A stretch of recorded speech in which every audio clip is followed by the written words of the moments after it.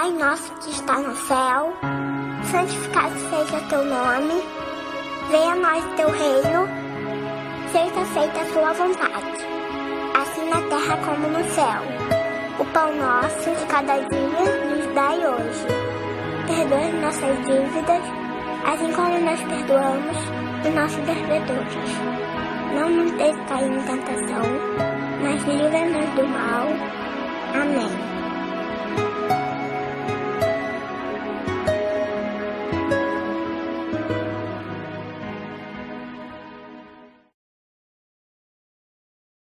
Crianças, tudo bem com vocês? E aí, após a semana dos nossos trabalhos avaliativos, hoje nós vamos começar mais uma semana de aula. E hoje, nossa aula na segunda-feira é aula de História e Redação. Nós vamos começar com a nossa aula de História. Na nossa aula de História hoje, nós vamos concluir o estudo da unidade 3 do livro de História de vocês. Na unidade 3, nós estudamos sobre a ocupação do território, povoados, vilas e cidades. Vocês lembram, que nossas aulas, no decorrer da unidade 3, nós falamos sobre os povoados, como foram formados os primeiros povoados, as primeiras vilas e as cidades, e as primeiras cidades. E para concluir a unidade 3, nós vamos estudar hoje como as cidades mudaram, as mudanças que aconteceram nas cidades. Então, vocês pegam o livro de história de vocês, livro de história, e abram na página 118. Na página 118 tá o ponto 3. As cidades mudaram, e muito. E agora nós vamos fazer a leitura aqui. Vocês vão acompanhando a leitura em casa e ouvindo as explicações, tá certo? Na página 118. No final do século XIX e início do século XX, a instalação de indústrias fez com que vários moradores do campo, principalmente imigrantes italianos, decidissem viver nas cidades. Essa situação mudou a paisagem e a vida das pessoas nos centros urbanos. Então, no final do século XIX e início do século XX, as pessoas, quando começou a aparecer mais indústria nas cidades, as pessoas que moravam no campo foram morar na cidade em busca de melhoria de vida, de melhores empregos. Quando abriam indústria, era sinal que tinha mais emprego. Então, as pessoas iam em busca desse emprego. E a partir desse momento, começou a mudar a visão e a vida das pessoas que já moravam no centro urbano. Começou a ser construída mais casas, como o tio explicou nas aulas passadas. Com essa grande construção de casa, teve outros problemas, Muita gente saía do campo para ir para a cidade. Lá não encontrava moradia digna. Outros construíam as casas muito próximas, prejudicando o meio ambiente. Entre outras coisas que vocês devem lembrar que com o grande crescimento das cidades acontece. Nós estudamos esse conteúdo também em geografia. Em São Paulo, a partir do início do século XIX, surgiram vários bairros novos que se formaram ao redor das fábricas. Eram bairros operários, onde o preço das moradias era mais baixo e havia maiores chances de se encontrar emprego, bem próximos delas. São Paulo era uma cidade grande que tinha também muitas fábricas e eles as pessoas começaram a construir casas perto das fábricas para ficar mais próximo dos empregos e conseguir mais vagas de emprego.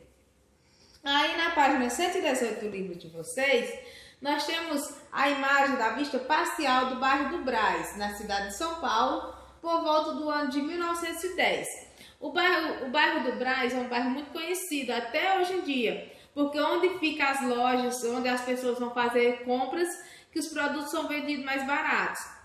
Então, muita gente que compra para revender roupas, calçados, procura o bairro do Brás, que é muito conhecido, onde só tem lojas para esse tipo de comércio. O bairro do Brás recebeu muitas pessoas que vinham do campo para a cidade para tentar uma nova vida. Como é um bairro que tem muitas fábricas, muitas indústrias, então foi um dos bairros que recebeu mais pessoas que vinham do campo para morar na cidade, que vinham em busca de empregos.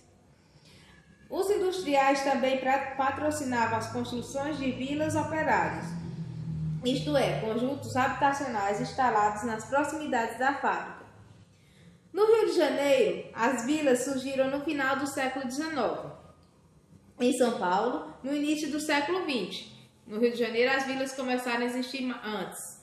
Por volta do final do século XIX já começaram a existir vilas. Já em São Paulo, não, foi somente no século XX.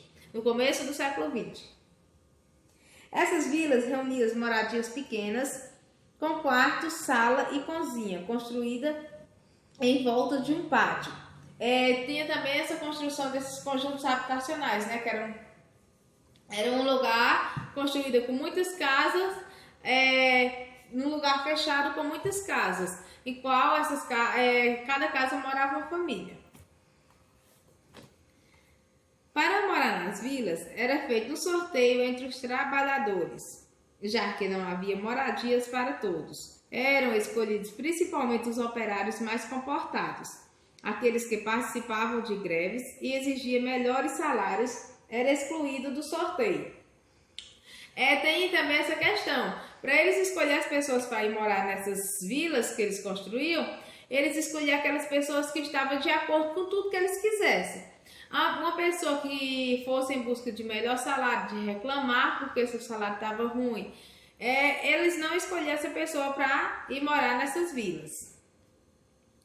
Aí na página 119 nós temos as imagens da Vila Operária na cidade de São Paulo no século XX, aqui, e casas operárias na cidade de São Paulo por volta de 1925. É uma imagem preta e branca, mas dá para vocês observar no livro de vocês. E aqui no final da página, nós temos a vista parcial da favela do Morro do Pinto, na cidade do Rio de Janeiro, em 1912. Vocês observem que já tinha muitas construções de moradias aqui nessa favela. Que hoje em dia é bem mais diferente, né? Tem bem mais casas, mas aqui no ano de 1912 já tinha várias casas construídas. Aí na página 120 vocês vão encontrar 4 questões que é para vocês resolver sobre esse conteúdo que te explicou. E dando continuidade, nós vamos falar sobre o progresso e as cidades. Como foi que aconteceu esse progresso das cidades? Nos anos de 1901 e 2000, período que compreende o século XX, as cidades foram o lugar escolhido pela maior parte das pessoas para viver, trabalhar e estudar. Aqui nós já estamos falando do século XX, que é do ano de 1901 a 2000. É um ano mais próximo. Então, essa década foi o tempo mais escolhido para as pessoas para vir em busca de melhoria de vida. As pessoas vinham buscar trabalho, condições para estudar e para viver melhor. Nas décadas de 1910 e 1920, em muitas cidades ainda era comum encontrar os lampiões e gás iluminando as ruas. O comércio feito por carrocinhas e vendedores a pé, carregando seus produtos de porta em porta para oferecê-los aos moradores. Aqui no final da página 123, nós temos a imagem, que é o Largo da Carioca, na cidade do Rio de Janeiro, no início do século XX. Tem essa movimentação dessas pessoas, vendendo de porta a porta, empurrando os carrinhos com mercadorias. Vocês podem observar no livro de vocês.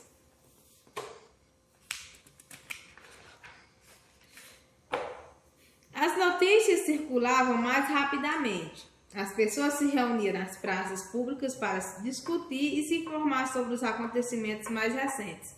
Os teatros, os cafés e os restaurantes tornaram-se pontos de encontro.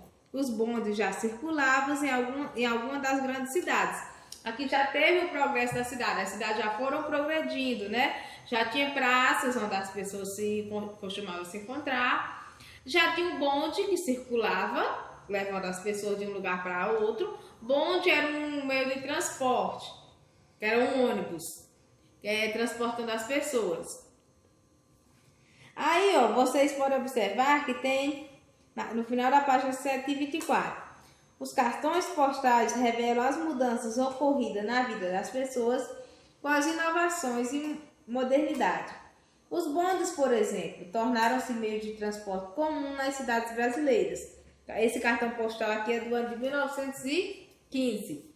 Aqui é onde a gente consegue ver o bonde, que ele é um meio de transporte que circulava nas cidades.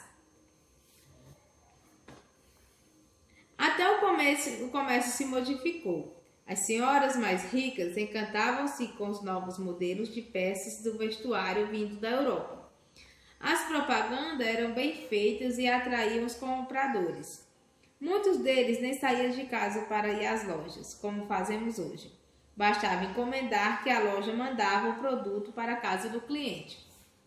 Desde o final do século XIX, algumas ruas já abrigavam lojas consideradas chiques e caras, como a famosa Rua do Ouvidor, na cidade do Rio de Janeiro, em foto tirada por volta do ano de 1890. Aqui nós temos a Rua do Ouvidor, no Rio de Janeiro, por volta de 1890. Já era uma rua movimentada que se encontrava lojas, que essas senhoras ricas iam procurar suas roupas, iam comprar suas roupas. Nesse tempo não vendia propriamente a roupa, elas compravam o tecido, escolhiam o modelo para mandar fazer. A paisagem da cidade mudou. Os espaços públicos foram embelezados com as construções de grandes jardins, teatros e prédios públicos. Aí no final da página 125, ó, vocês podem observar que a gente vê as praças públicas com seus jardins decorados, tornaram-se ponto de encontro de pessoas da cidade, que se reuniam para conversar e ouvir os músicos que tocavam nos coretos. Como o tia falou, começou a existir as praças. Aqui nós já temos a foto das praças com pessoas reunidas conversando. Tinha jardim na praça, já era uma praça bem mais modificada. Na página 126, tem uma foto do Palácio da Liberdade, atual sede do governo de Belo Horizonte, Minas Gerais. É aqui onde fica o governo de Minas Gerais. É o Palácio da Liberdade, uma construção histórica, que ainda hoje tem lá essa construção histórica, que é a sede do governo lá em Belo Horizonte, Minas Gerais. O Palácio da Liberdade foi construído na cidade de Belo Horizonte para ser a sede da nova capital do estado. A antiga capital, Ouro Preto, foi oficialmente transferida para Belo Horizonte em 12 de dezembro de 1897. Belo Horizonte foi a primeira cidade brasileira moderna planejada, com as ruas cortadas por avenidas e uma via que circunda a cidade. A Avenida do Contorno. Outro aspecto interessante do projeto é o grande número de praças, sem contar o parque municipal na área central da cidade. Aqui nós encontramos mais informações sobre a cidade de Belo Horizonte. A maior parte das mudanças nas cidades transformou o modo de viver das pessoas. Para acompanhar o aumento da população e o crescimento dos bairros, as cidades invadiram áreas naturais, antes ocupada por rios, morros, vegetação nativa e até áreas marinhas, para dar lugar a novas moradias, ruas, avenidas, parques, viadutos e túneis. Vocês observam que aqui fala que para acompanhar o aumento da população, dessa população que vinha para a cidade, foi invadida áreas naturais. Muitas áreas naturais deixaram de existir. Como os parques naturais, eles deixaram de existir para dar origem à construção de novas casas, de nova cidade. Aí nas próximas páginas, a tia vai pedir para vocês fazerem a leitura refazer a leitura dessas páginas aí e responder as questões que estão a seguir, tá certo? Então, para concluir o nosso capítulo, a unidade 3 de História, vocês observem esse conteúdo, façam a leitura das páginas 118 a 129, releia tudo novamente e responda as questões a seguir, tá certo? Que a tia vai deixar anotado na agenda. Pronto. E a nossa aula de História, a tia vai passar para vocês um texto no livro de português. Então, na página 200 do livro de português, vocês vão encontrar uma preparação para a leitura, que tem o texto, vocês vão fazer a leitura desse texto e a seguir vão responder as questões logo que está depois do texto, tá certo? E vai anotar direitinho na agenda para vocês não se confundir, para não confundir a página. Então, essa foi a nossa aula. Tia vai colocar aí no grupo também o horário para vocês entregar o trabalho no colégio. Para vocês deixar o trabalho que vocês fizeram no colégio para a tia corrigir, tá? Um beijo para vocês e bons estudos.